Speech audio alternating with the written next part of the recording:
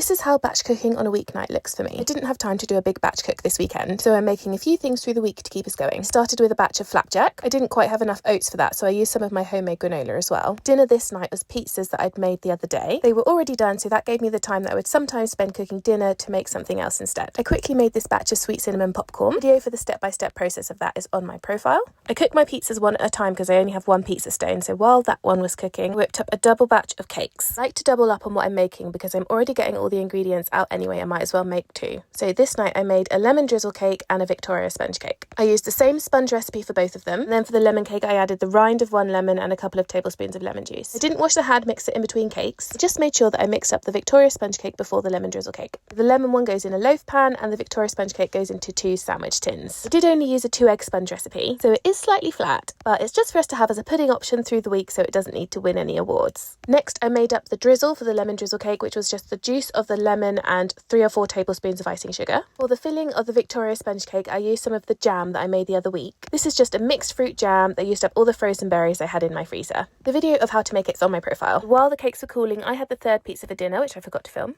Then I did the drizzle for the lemon drizzle cake. I just poke holes throughout the loaf cake and then drizzle on the drizzle. I then let that cool in the pan for about 15-20 minutes before storing it in a tin. If you want to start batch cooking and save money on your weekly shop, then follow for more.